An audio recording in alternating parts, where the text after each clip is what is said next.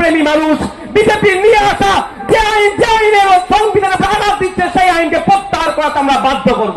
মাহমুদ মাদানির পূর্বপুরুষ হোসেন আহমদ মাদানি সাহেব ব্রিটিশদের সরকারে চাকরি করাকে হারাম ঘোষণা করেছিল, সেই সময় এই ব্রিটিশদের পাচার ছিল এরা। এরা আমাদেরকে ভয় দেখাবে, তার জায়গাটাই নজরে পড়েছে, মসজিদের জায়গাটাই নজরে পড়েছে। আজকে যদি এটা দখল করতে পারে, কালকে আপনার গির্জার জায়গা দখল করবে, পরশুদিন আপনার গুরুদুয়ারের জায়গা দখল করবে, তারপরের দিন আপনার দেবত্ব সম্পত্তি এরা হাতছাড়া করবে না, সেটাকেও দখল করবে। তাই ঐক্যবদ্ধ হতে হবে। আজকের দিনে কোন ধর্মস্থানের জায়গা এই মোদী সরকার অবৈধভাবে দখল করতে আমরা দেব না। মোদীজি মুসলমানদের উপকার করবে, আমি তো অবাক। করতে হবে যে কেন এই সংশোধনী আইনের আমরা বিরোধিতা করছি। ব্যাপারটা এমন একটা হয়ে যাচ্ছে যে মোদী যখন বিল পাস করিয়েছে, আমি মুসলমান, আমি ভাবছি আমার বিরুদ্ধে, আর আমার কিছু সংখ্যক হিন্দু ভাই ভাবছে মুসলমানদের তাহলে মনে সত্যি টাইট করা হচ্ছে। হ্যাঁ, অবশ্যই মুসলমানদের টাইট করতে গিয়ে সংবিধানের 14 নম্বর আর্টিকেল, 15 নম্বর, 25, 26, 29, 300 কর মতো আর্টিকেল গুলোর উপরে ডাইরেক্ট আঘাত করছে। তাই আমরা একদিকে যেমন ধর্মীয় ভাবে ধর্মীয় পরিচয় আছে, সাথে সাথে আমরা সংবিধান প্রেমী মানুষ বিজেপি নিয়ে আসা যে আইনের সংবিধানে আঘাত দিচ্ছে সেই আইনকে প্রত্যাহার করাতে আমরা বাধ্য করব। আমরা একদিকে মাঠে ময়দানে আন্দোলন করব, সভা সমিতি তৈরি করব, জনগণের মধ্যে সচেতনতা তৈরি করে এই আইনকে প্রত্যাহার করতে বাধ্য করব। অপরদিকে বিদেশের সর্বোচ্চ বিচার ব্যবস্থার কাছে আমরা আর্জি জানাবো, আমরা সুপ্রিম কোর্টে মামলা করব। এই নওশাদ সিদ্দিকী গ্রামের অনেক সদস্য অলরেডি সুপ্রিম কোর্টে মামলা করেছে, আমাদের মামলা চলছে। একদিকে যেমন আইনি লড়াই চলবে, অপরদিকে এই কলকাতাতে, এই ভাঙড়ে, এই ফুরফুরা শরীফে, এই বসিরহাটে, এই শমশেরগঞ্জে, এই ফারাক্কাতে, পশ্চিম বাংলার অলিতে গলিতে গণতান্ত্রিক প্রক্রিয়াতে ধর্মনিরপেক্ষ চরিত্র বজায় রেখে আন্দোলন চলবে। কারো ক্ষমতা নাই এই আমাদের আন্দোলনকে আটকাতে পারে। অনেকে অনেক কথা বলতে পারে, তবে বন্ধুগণ আমি একটা কথা বলবো, কিছু আগে দিতে হবে, তারপরে ফল পাবে ভাই। গাছে উঠবো না রাগাপাতি পাখি নেবে, এটা হয় না। গাছে যেই উঠবে তারই ভাগ্যে রাগাপাখি থাকবে, সেই পাবে। আমরা যখন 20 তারিখে রাস্তায় নেমেছিলাম, হয়তো অনেকে আমরা বুঝতে পারছিলাম ক্যালকাটা পুলিশ আমাদের সাথে অসহযোগিতা করছে, এখানে আমাদের লোক পাঠিয়েছিলাম, সিভিল ড্রেসে প্রচুর পুলিশকে রেখেছে, হয়তো আমাদের উপরে আক্রমণ হতে পারে। কিন্তু আমরা নেতৃত্বরা একদিকে ইমতিয়াজ ভাই, কামরুজ্জামান ভাই, হাতিকুল ভাই, তৌহিদ ভাই, আমাদের মাহিদারা, আরো যে সমস্ত নেতৃত্বরা আছে, সরোয়ার ভাইরা, বিশ্বজিৎ মালিক, বিশ্বজিৎ মাইতি, তাপস ব্যানার্জি, লক্ষ্মীকান্ত হাসদা, পৃথিরাজ বিশ্বাসরা একবারের জন্য ভয় খায়নি, রাস্তায় নেমেছে। ধন্যমঞ্চে আসতে চেয়েছিল, রাস্তায় পুলিশ আটকেছে, আমাদেরকে 24 ঘন্টা জেলের মধ্যে রেখেছে। কারোর সাথে দুর্ব্যবহার হয়েছে, আপনারা জানেন আমার উপরে কিভাবে হামলাও চালিয়েছে। কিন্তু আমার বলার বক্তব্য, ওই দিন যদি না আমরা রাস্তায় নামতাম, আজকের এই দিনটাকে আমরা পেতাম না। এটাই বলার আমার বক্তব্য। রাস্তায় নামতে হবে, রাস্তায় আমাদের পথ দেখিয়ে দেবে। কারণ দয়াতে আমরা স্বাধীনতা পাইনি।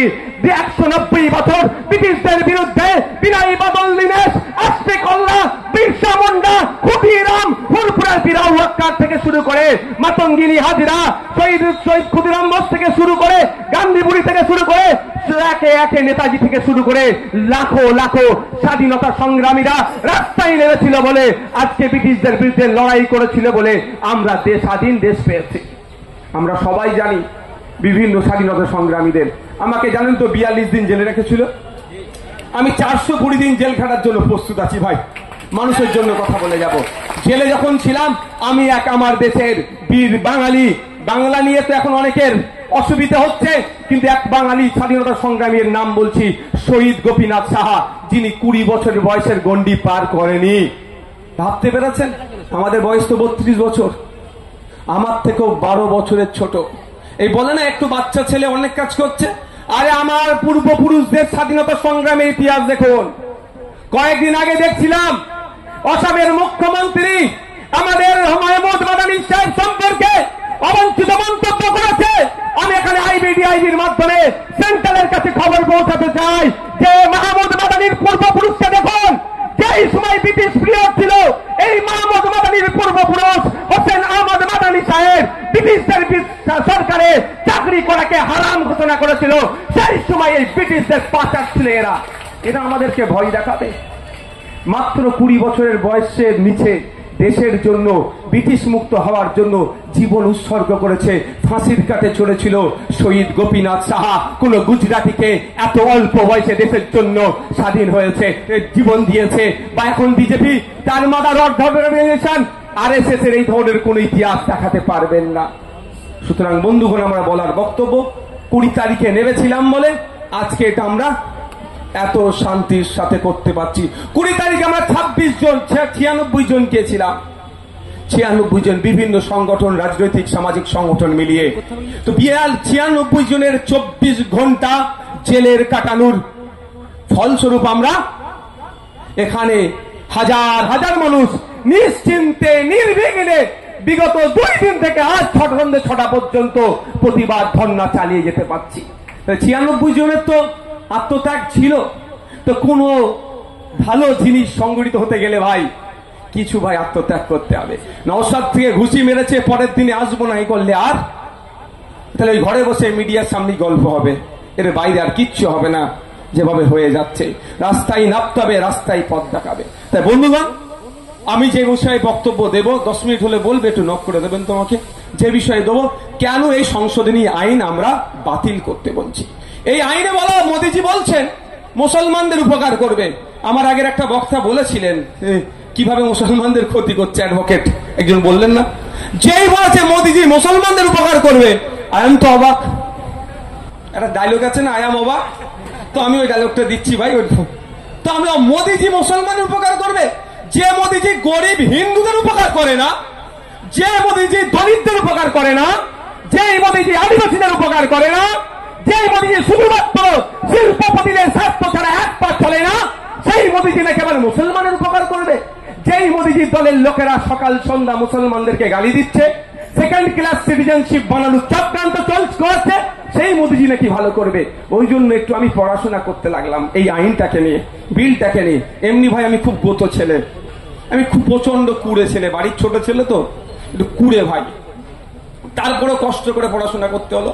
এই আমাদের মাহিদা, তহিদ ভাই, বিশেষ কাজ তহিদ ভাই, আমরা একসাথে গ্রুপ করলাম, গ্রুপে স্টাডি করতে লাগলাম যে কি কি ভুল আছে দেখি। আমার তো অবাক, আমি সত্যিকারের কথা, যে এত উপকার করছে, কি কি উপকার করছে মোদীজি একটু শোনা দরকার তো নাকি ভাই? এই মোদীজি যে উপকার করছে, আগামী দিনে হিন্দু মুসলিম জৈন খ্রিস্টানের যে আমাদের ভ্রাতৃত্ব, সেটা নষ্ট করার চেষ্টা করছে। এখানে বলা হচ্ছে প্র্যাকটিসিং ইসলাম লাস্ট 5 বছর হলে আপনি ওয়াফ করতে পারবেন। ইটস মিন নন মুসলিম ভাইরা কেউ ওয়াফ কার করতে পারবে না। কিন্তু ভারতবর্ষের ইতিহাস, বিভিন্ন ধর্মের বর্ণের জাতের মানুষ এই ভারতবর্ষে বসবাস করতে, শ্মশানের জায়গার অভাব আছে, মুসলিম ভাই এগিয়ে গেছে, শ্মশানের জায়গা ব্যবস্থা করে দিয়েছে। কবরস্থানের জায়গার অভাব, হিন্দু ভাই এগিয়ে এসেছে, কবরস্থানের জায়গা দিয়েছে, ওয়াকফ করে দিয়েছে। মন্দিরের জায়গার অভাব, মুসলমান এগিয়ে গেছে, মন্দির করতে জায়গা দিয়ে দিয়েছে। মসজিদের জায়গার অভাব, জৈন ভাই এগিয়ে এসেছে, মুসলমানকে জায়গা দিয়েছে, মসজিদ করো। এটা আমাদের ইতিহাস তো নাকি? এটা তো আমাদের ঐতিহ্য। এটাকে নষ্ট করার এক প্রথম ধাপ হচ্ছে এটা, যে কোনো মুসলিম ছাড়া অফ করতে পারবে না। তবে কোন মুসলিম হবে? লাস্ট 5 বছর প্র্যাকটিসিং ইসলাম হতে থাকতে হবে, না হলে পারবে না। এবার আপনারা বলুন যে প্র্যাকটিসিং ইসলামের ডেফিনেশনটা একবারের জন্য বলে দেয়নি, কি সংজ্ঞা হবে? শুধুমাত্র বলেছে প্র্যাকটিসিং ইসলামের বাইরে নয়। এবার বলুন প্র্যাকটিসিং ইসলাম কার? এত বড় যে জুব্বা পড়বে, সে যার দাড়ি এত বড় হবে, এরকম কিছু বলা নেই। যে 5 ওয়াক্ত নয় 6 ওয়াক্ত তাহাজ্জুদের নামাজ পড়বে, সে প্র্যাকটিসিং ইসলামের মধ্যে থাকবে। এবার বলুন কোন লোক যে অফ করতে গেল, অফ করতে যেতেই পারতো ভাই, তাকে যদি অফিসার বলে, তুমি দেখলো মুখটা দেখে বললো কই তোর, তুমি তো নামাজ পড়োনি। ইমাম সাহেবও যদি যায়, যদি বলে ভাই তুমি তো নামাজ পড়োনি ঠিকঠাক, কেন? তোমার কপালে দাগ নাই। আচ্ছা সব নামাজির ভাই কপালে দাগ আছে, তাহলে কি করে বুঝবে নামাজ পড়েছে কি পড়ে? যা বাড়ি যাও, আগে ভালো করে নামাজ পড়ে আসো, তারপরে তুমি কি করবে? অফ করবে। সেই ইমাম সাহেব রাগের বাড়িতে গেল, আমাদের কথা বাদ দেন, আমি ইমাম সাহেবের কথা বলছি। 2,500 টাকা মাইনে দিতে তাকে আমরা একদম তার জান খেয়ে ফেলবার ভাগ করি। গজব আমাদের উপরে এমনি আসছে, আমাদের ভুলের জন্যই আসছে। যাক, ইমাম সাহেবের নামাজকে শরীর খারাপ হলো, নামাজ পড়াতে হবে। 2,500 টাকা দিয়েছি তাকে আমি, গরিব বাবা। যা। তো ইমাম সাহেব বাড়িতে গেল, রাগে কপালে কিছু দিয়ে দাগ টাগ করে, কপালে দাগ করে আবার পরের সপ্তাহে এসেছে, আমার কপালে দাগ, আমি নিয়মিত নামাজ পড়ি, তো আমি দান করব। যদি অফিসার বলে এবারে 29টা রোজা গেল, আপনি 4টে ছেড়ে দিয়েছেন, 25টা রেখেছেন, ঠিকঠাক মুসলমান আপনি নয়, আবার 5 বছর পরে রোজা রেখে আসবেন, কিছু করতে পারবেন? পৃথিবীতে কোনো মেশিন আছে আমার গায়ে লাগিয়ে বলতে পারবে রোজা রেখেছি কি রাখিনি, কটা রোজা রেখেছিল বলতে পারবে? তাহলে আমি যে ওয়াক্ফ নতুন ভাবে করতে যাব, তাহলে আমার সাথে বৈষম্য হচ্ছে। সংবিধানের 15 নম্বর আর্টিকেল কি বলছে? এটা শুধু মুসলমানদের উপর আঘাত দেওয়া হচ্ছে না, জাত, ধর্ম, বর্ণ, লিঙ্গ, ইভেন জন্মস্থানের পার্থক্য নিয়ে কারো সাথে বৈষম্য করা যাবে না। হিন্দু এন্ডোমেন্ট অ্যাক্ট, আমার হিন্দু ভাইদের মন্দির, ধর্মস্থানের সম্পত্তি রক্ষা রাখতে ঠিকঠাক দেখভালের জন্য হিন্দু এন্ডোমেন্ট অ্যাক্ট আছে। সেই অ্যাক্টে কি বলা আছে? 5 বছরের জন্য হিন্দু হতে হবে, তারপরে তুমি সম্পত্তি দিতে পারবে। খ্রিস্টান ভাইদের গির্জার সম্পত্তি রক্ষণাবেক্ষণের জন্য আইন আছে দেশে।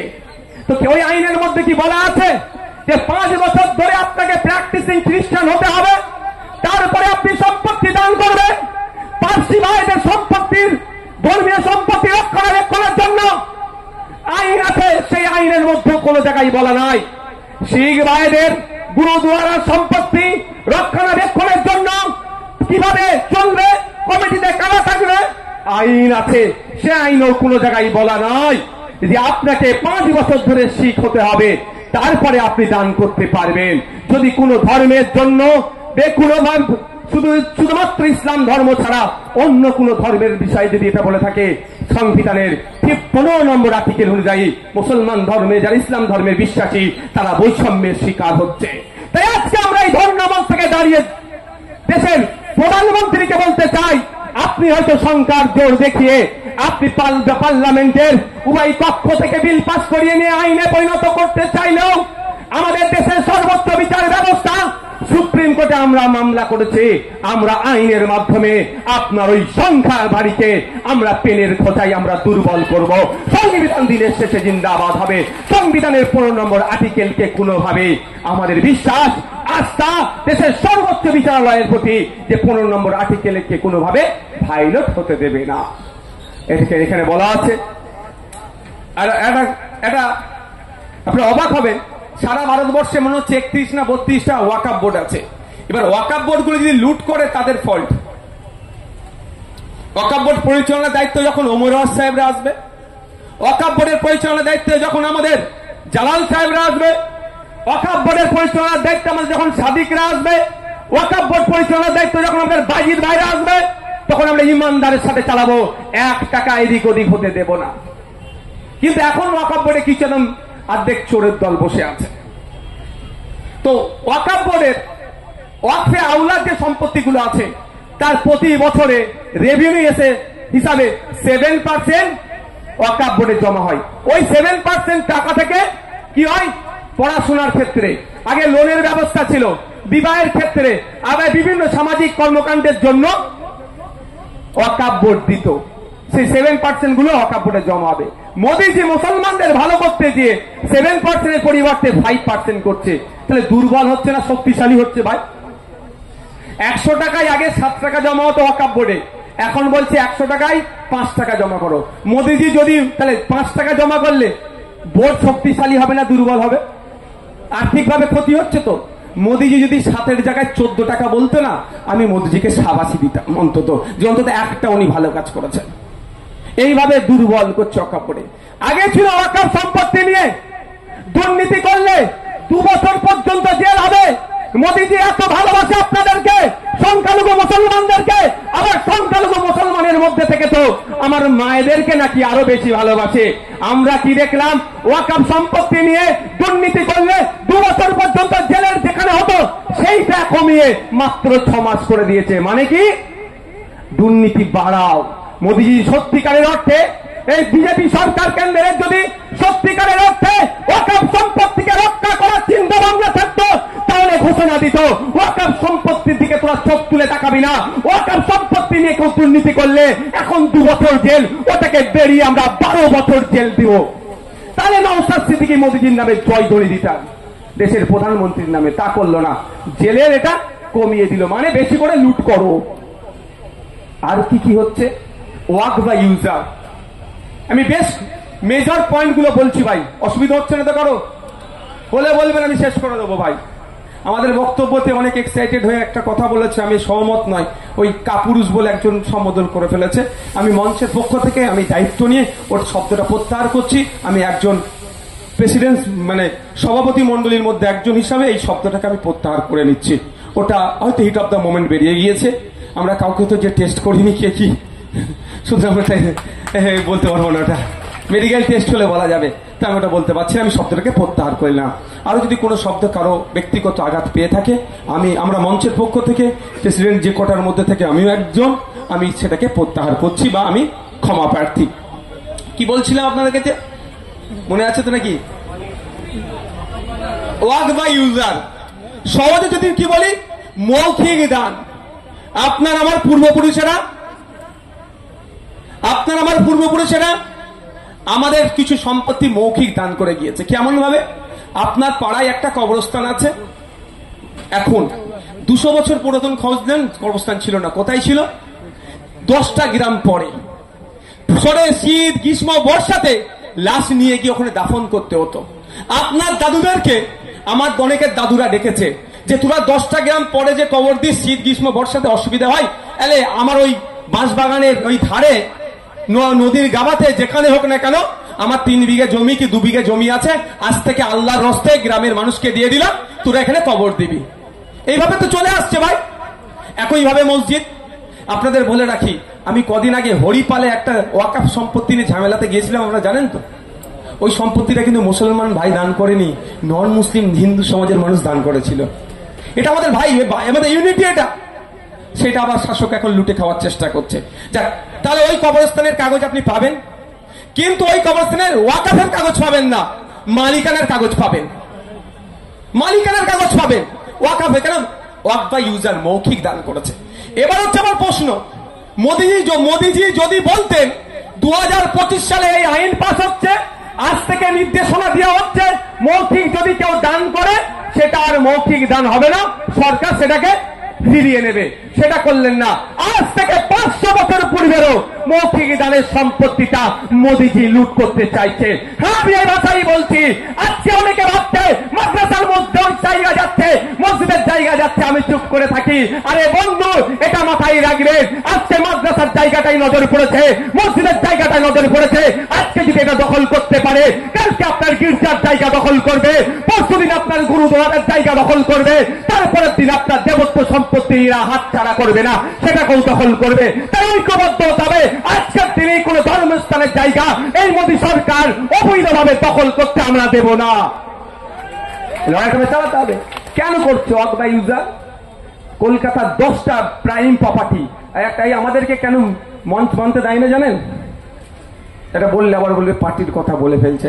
আমি ভেবেছিলাম আমাদের পার্টির নামও নেব না, কিন্তু বলতে বাধ্য হচ্ছি। আমি এর আগে বলেছিলাম, কি খেয়াল আছে, ক্যামাকি স্ট্রিটে ওয়াকাফের সম্পত্তি আছে।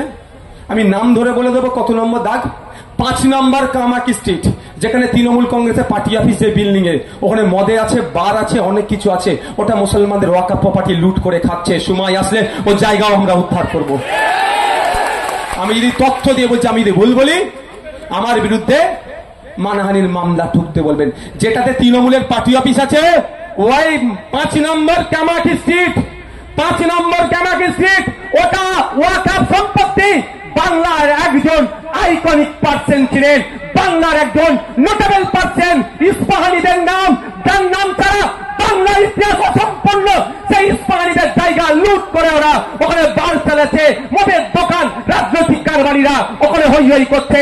তাতে না আমরা বুঝতে পারি, আমাদেরকে ভুলিয়ে দেওয়ার জন্য কলকাতার রাজপথে আমাদের আসতে দিচ্ছে না। তবে একটা বলতে চাই, এখানে স্টেটের আইনের মাধ্যমে নওশাদ সিদ্দিকী ভুলে যাওয়ার ছেলে নয়।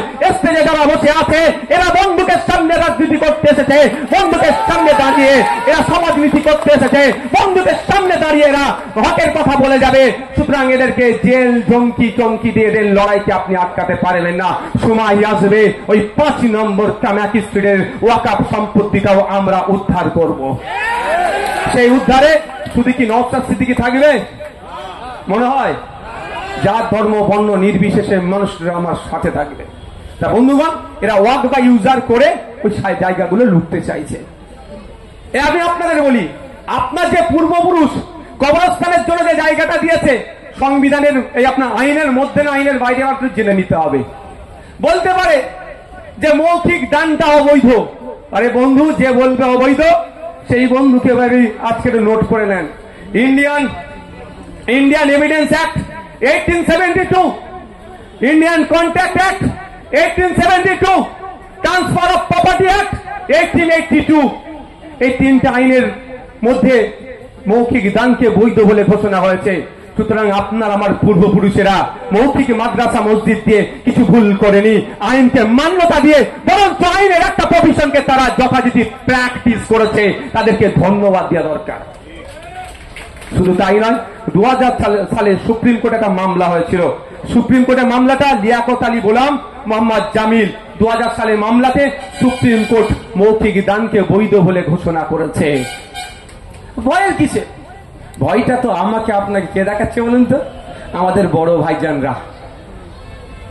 ভাইজানরা, যাদেরকে আমরা ভাবতাম ইনি আমাদের রাস্তা দেখাবেন, যাদেরকে ভাবতাম এরাই আমাদেরকে পথ দেখাবে, যাদেরকে ভাবতাম এরাই হয়তো আমাদেরকে সঠিক দিশা দেখাবে, তারাই আজকে আমাদেরকে ভয় দেখাচ্ছে। আমি দায়িত্ব নিয়ে বলছি, আমি গতকালকে বলছি, আজকেও বলছি, আমার এই ভিডিওটা এখানে রাজ্যের তো জানবে, সেন্ট্রালও যাবে, আমি ভালো করেই জানি। একটা দেখি বাপের বেটা বেরিয়ে আসুক, নওশাদ সিদ্দিকী একদিকে থাকবে, অন্যদিকে যা পারবে থাকবে। এই ওয়াকফ আইন করে মুসলমানদেরকে শোষণ করা হবে, মুসলমানদের মাদ্রাসা মসজিদ কেড়ে নেবে, এটা আমি বলছি। আর ওরা বলছে মুসলমানদের উপকার করবে। এই মর্মে আমি চ্যালেঞ্জ বসতে রাজি আছি। একদিকে শুভেন্দু অধিকারী থেকে শুরু করে যত বড় নেতা আছে বসিয়ে দেন, অপরদিকে এই মঞ্চের পক্ষ থেকে আমাকে ছেড়ে দেন, ওদেরকে আমি ন্যায্য গোবরে করে ছেড়ে দেবো। তবে একটা আমি কথা বলি, ওরা বসবে না, ওরা ভাড়া করে লোক নিয়ে যে ওয়াকফে নিয়ে ডিবেট করবে। পারবে আমাদের আলমগীর সাহেবের সামনে বসতে, পারবে আমাদের মির্জা নুরুল হাসান সাহেবের সামনে বসতে? ওদের দম নয়, কারণ জানে এরা রেডি হয়ে এসেছে, এই জন্য এদের সামনে বসবে না। বন্ধুগণ, আমি বক্তব্য দীর্ঘায়িত করব না, আপনারা শুনলে অবাক হবেন। এতদিন ট্রাইব্যুনালে প্রথম মামলা হতো, ট্রাইব্যুনালে মামলা হওয়ার পরে ডিসিশন হতো এটা ওয়াকফ কি ওয়াকফ না, ঠিক আছে। হঠাৎ করে রাস্তায় রেড়ে করা আওয়াজ তুলছে, রেড়ে করে আওয়াজ উঠছে। আমার বিজেপির বন্ধুরা বলেছে বলে আবার কেটে ছেড়ে দেবে। জ্বালা অনেক, জানেন কি জ্বালা জানেন নুরুল স্যার? এসব বলাও যাবে না, আমাদের জন্য হারাম একদম। যাক, যে কেটে ছাড়বে তাকেও তো কিছু খাদ্য দিতে হবে ভাই, তারও সংসার চলবে কি করে, ভিউজ পাবে, দিলাম। তো বিজেপির মানুষজন বলে বেড়াচ্ছে কি, কতক্ষণ হলে একটু বলবেন না। তো বিজেপির মানুষজন কি বলছে, এই ওয়াকফ ট্রাইব্যুনাল নাকি ফাইনাল ডিসিশন দেয়। ওয়াকফ ট্রাইব্যুনাল যে অর্ডারটা দেবে, সুপ্রিম কোর্টেরও ক্ষমতা নেই ওই টাইম এটাকে ভাঙার, রাষ্ট্রপতিরও নাকি ক্ষমতা নেই এটাকে খারিজ করার। আমি তো অবাক হয়ে গেলাম, সত্যি বলছি, আবারও বলছি, এরা যত মিথ্যাচার করে আমার তত জ্ঞান বাড়ে। আমি তো রাজনীতির ফিল্ডে ছিলাম না, এই পড়াশোনা করতাম আর একটু খেলাধুলা করতাম।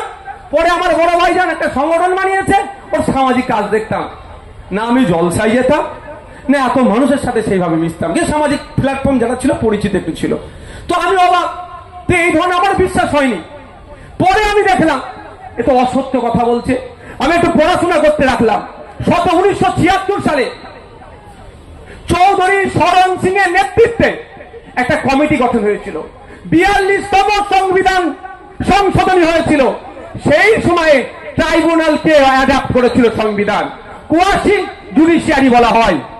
কারণ কোর্টের উপরে ডাইরেক্ট এত চাপের জন্য এখানে অ্যাডভোকেট আছে প্রায় পশ্চিমবাংলা ভারতবর্ষে 14 রকম ট্রাইব্যুনাল আছে, তার মধ্যে একটা ট্রাইব্যুনাল ওয়াকফ ট্রাইব্যুনাল। এবার ওয়াকফ ট্রাইব্যুনাল আপনি গেলেন, আপনি বলছেন আপনার, আমি বলছি আমার, আবার ওয়াকফ বোর্ড বলছে আমার, একটা তো ডিসিশন হবে। এই ডিসিশন যেটা হবে এটা কি ফাইনাল? বিজেপি বলছে এটা ফাইনাল, সুপ্রিম কোর্টে গেলেও নাকি এটা খারিজ হবে না।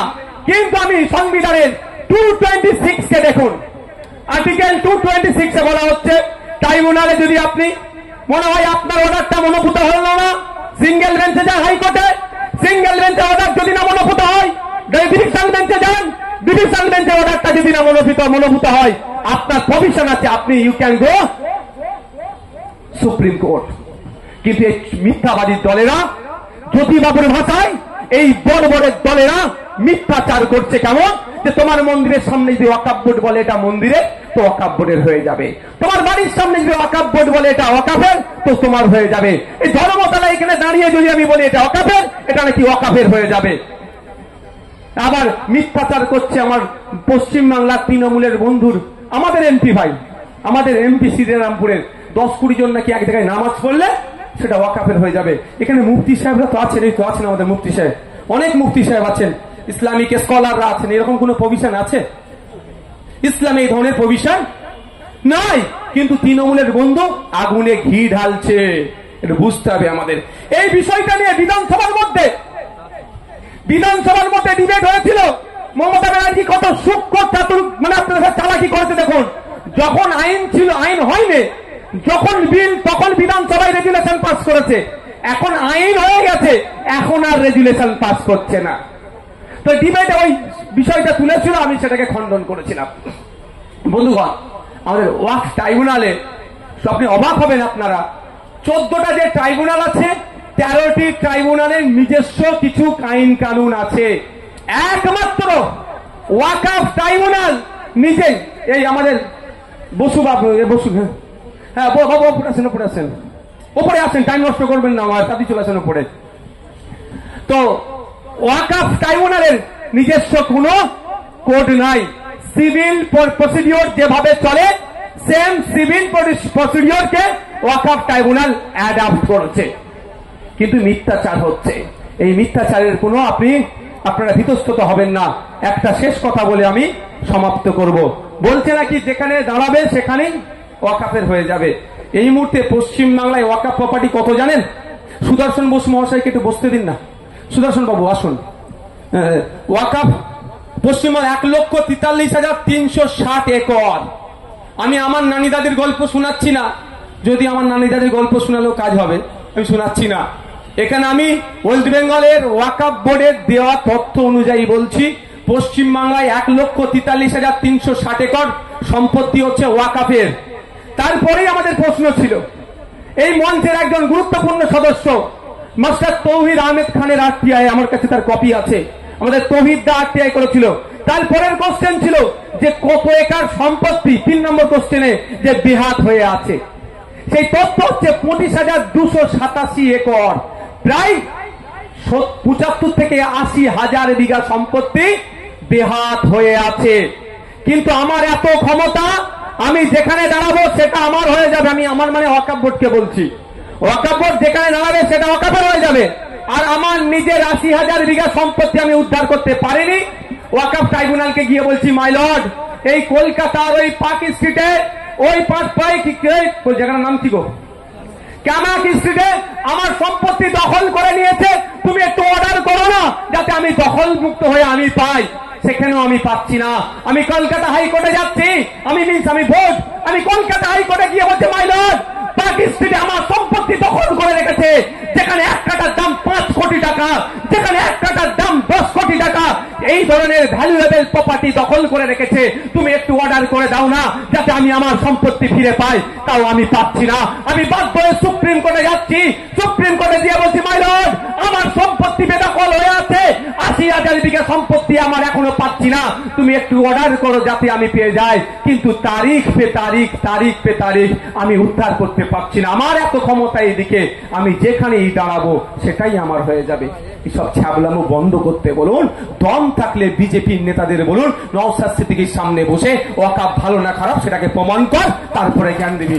বন্ধুগণ, আমি বক্তব্য দীর্ঘায়িত করব না, তবে মনে রাখবেন ওয়াকফ বা ইউজার আর একটা খাতারনাক আরেকটা আছে, ইন্ডিয়ান লিমিটেশন অ্যাক্ট 1963-তে আইনের বিশেষজ্ঞরা আছে। কোন জায়গায় 10 বছর না 12 বছর ভাই, 12 বছর কোন যদি পাবলিক প্রপার্টিতে কেউ বসে পড়ে, সেটা তার তুলতে পারবেন না। কাগজে কলমে মালিক না হলেও সত্তার মালিক হয়ে গেল। এটা ইন্ডিয়ান লিমিটেশন অফ অ্যাক্ট 1963, কিন্তু আজ পর্যন্ত শুধুমাত্র ওয়াকফ ছাড়া কোন ধর্মীয় সম্পত্তির ক্ষেত্রে লিমিটেশন অ্যাক্ট প্রযোজ্য ছিল না। ইভেন প্রিন্সিপাল অ্যাক্ট 1995 ওয়াকফের 107 নম্বর আপনার সেকশনে বলা ছিল যে এখানে ইন্ডিয়ান লিমিটেশন অ্যাক্ট প্রযোজ্য হবে না, অর্থাৎ ওয়াকফ সম্পত্তির উপরে কেউ 10 বছর কেন 50 বছর 100 বছর যদি বসবাস করে সেই সম্পত্তিটার উপরে তিনি জোর দেখাতে পারবেন না, কোর্ট আদালতে গেলেও সেই সম্পত্তি সে নিজের বলে করতে পারবে না। কিন্তু মোদীজি নতুন আইন নিয়েছে, এটাকে তুলে দিলে, অর্থাৎ আপনি 12 দিনে বসেছেন না 12 বছর বসেছেন, কে ডিসাইড করবে ভাই?